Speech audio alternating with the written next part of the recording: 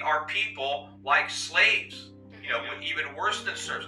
We can't take 50%, 60% of what somebody earns. This is not fair. That's not right.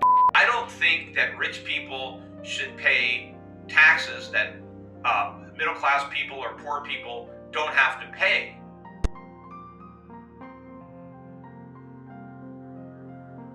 People say, well, it's not fair that the rich pay the same rate. Why? That is exactly fair. It's unfair if they have to pay a higher rate. They will pay a higher tax because they're making more money, so they are paying more tax. They're just not paying at a higher rate. This whole idea that taxes have to be progressive, I think, is wrong.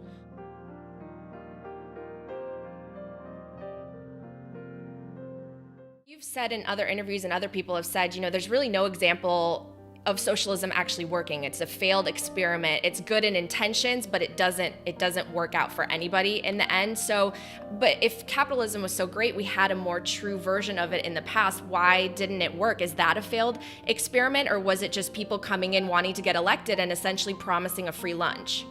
Well, the problem isn't capitalism. The problem is democracy. I mean, there is the flawed political system. Capitalism is a great economic system, but democracy is a flawed political system. And the framers of the U.S. Constitution understood this, which is why they established a republic. Right. And with a lot of checks on democracy to prevent this kind of stuff from happening.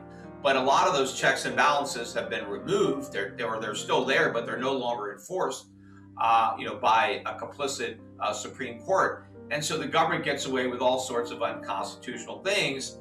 And so democracy has done a lot of damage because politicians are doing destructive things to get votes, right? So what's important for a politician is getting elected, not doing what's right for the country, but doing what puts you back in office.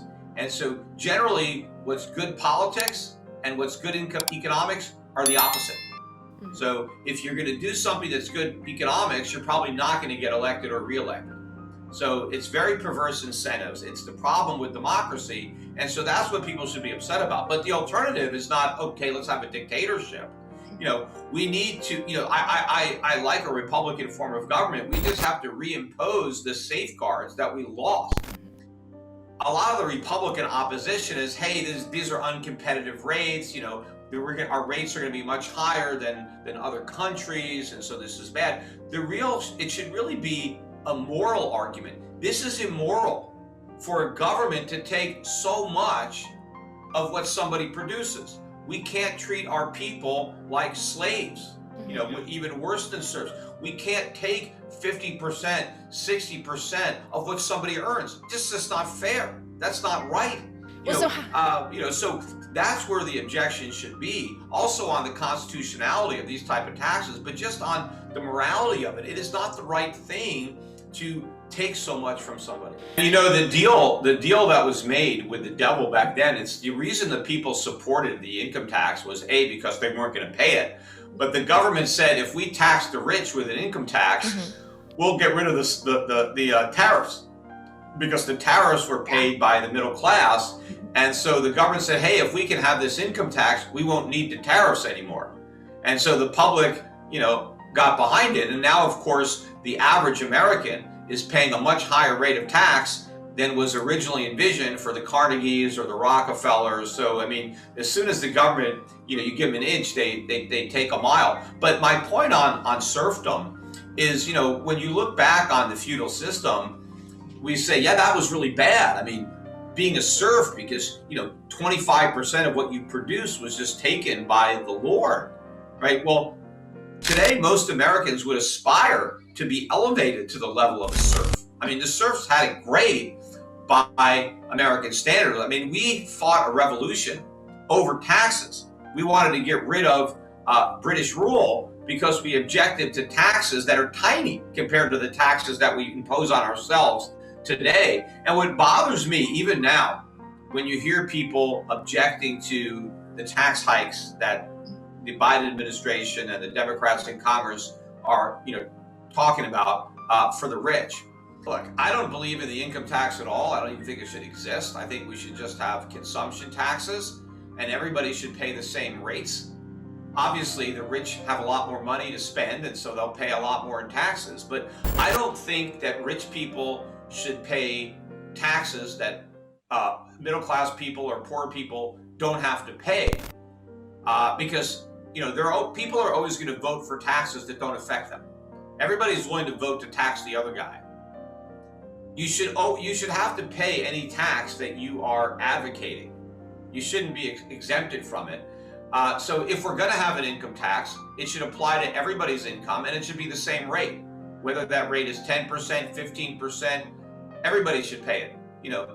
The school teacher should pay the same rate as the financier.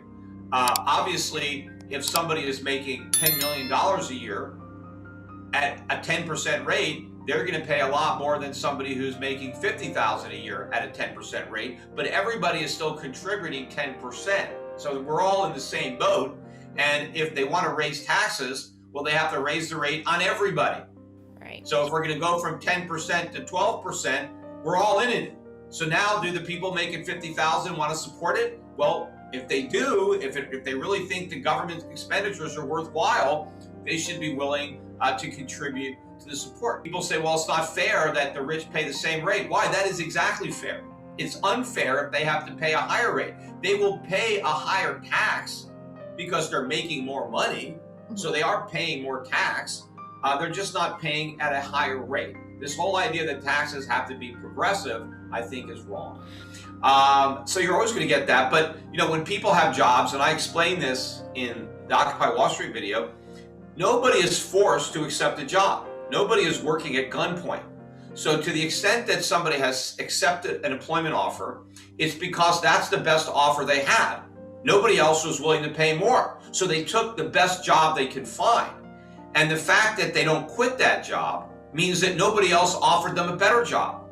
So you're not exploited. If you are voluntarily working at a job and it's the best job you can get, then whatever you're earning, your employer, is your best option. He's not exploiting you. He gave you the best offer that you could find. And of course, nobody is forced to work for anybody. Everybody has the option of being self-employed. So the fact that so many people choose jobs over self-employment is because they can make more money working for somebody else than working for themselves. And if they choose to work for somebody else, they can't complain that they're underpaid, because if they're underpaid, just quit and work for yourself and pay yourself, something fair. The problem isn't capitalism. The problem is democracy. I mean, there's the flawed political system. We just have to reimpose the safeguards that we lost.